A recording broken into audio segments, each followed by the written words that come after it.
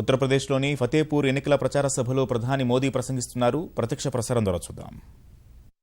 5-6 दिन तो ऐसे नाच रहे थे, ऐसे गाने सुना रहे थे, वाह वाह, कुछ नया कर दिया।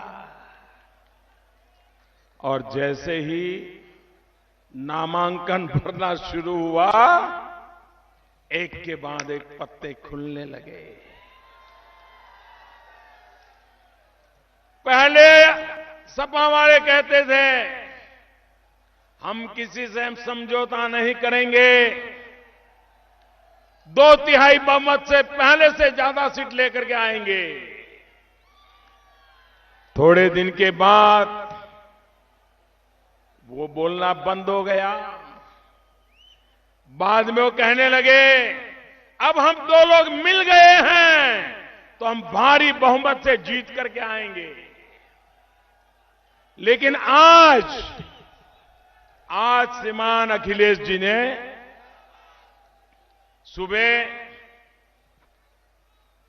आज सुबह वो मतदान करने गए थे। मतदान करने के बाद टीवी वालों ने जब उनसे पूछा, सुबह सुबह थी, इंसान कितना फ्रेश होता है, कितना तेज तर्रार होता है, उनकी उम्र भी तो ऐसी है। लेकिन मैंने टीवी पे देखा सुबह चेहरा लटक गया था, आवाज में दम नहीं था,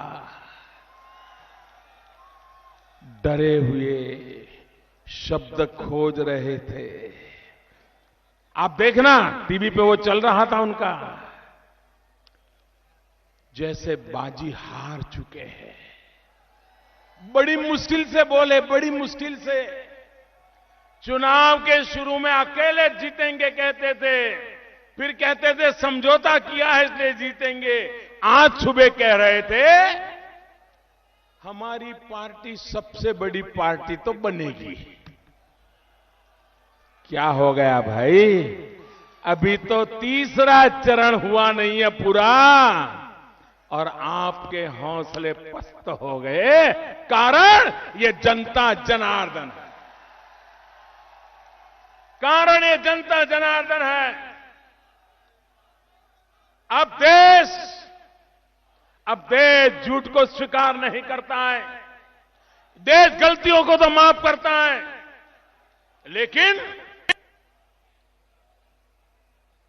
प्रजा के साथ धोखा यह देश कभी माफ नहीं करता है। आपने जनता के साथ धोखा किया है। राम मनोहर लोहिया जिन सपनों को लेकर के चले थे, उन सपनों के बीच में छुरा भोंका है। जिस पार्टी ने 70 साल तक देश को लूटा, उस पार्टी की गोद में बैठ करके आपने राम मनोहर लोहिया को अपमानित किया है। भाइयों बहनों, जनता ये बातें कभी माफ नहीं करती। अभी कुछ दिन मैंने कहा, थोड़े दिन पहले मैंने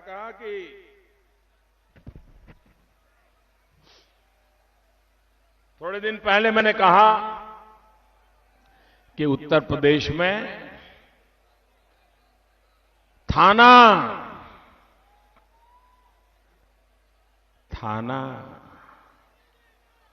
ये सपा का कार्यालय बन गया है।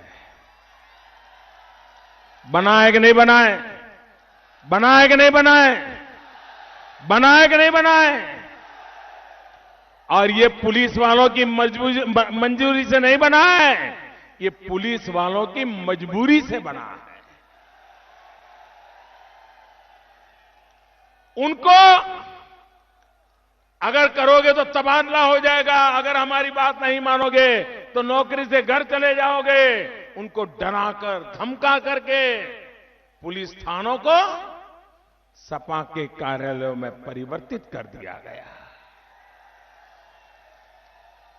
जब लोकल एक सपा वाला जिसकी साइकिल पर झंडा लटकता है, वो जब तक कहे नहीं, कितना ही ईमानदार व्यक्ति क्यों न हो, उसकी बात थाने में सुनी नहीं जाती थी।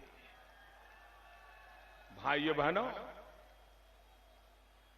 आपने देखा इस देश के सर्वोच्च न्यायालय को डांट देनी पड़ी, उत्तर प्रदेश की सरकार को डांटना पड़ा कि गायत्री प्रजापति के खिलाफ एफआईआर लिखो।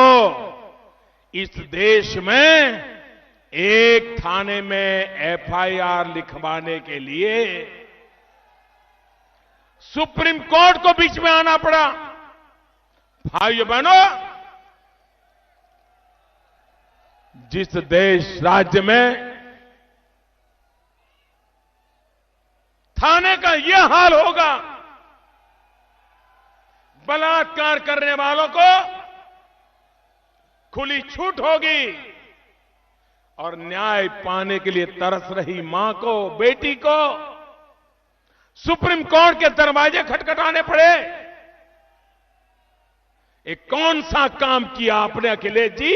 ये आपके गायत्री प्रजापति ने कौन सा काम किया?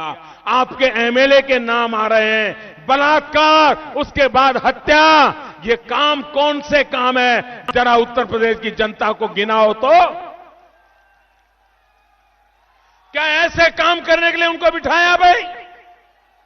आप मुझे बताइए, ऐसे काम करने के लिए सपा सरकार बनाई थी? ये मां बेटियों की इज्जत लूटने के लिए सपा सरकार बनाई थी? मां बेटियों की हत्या करने के लिए सपा सरकार बनाई थी? क्या यही काम किए आपने? ये काम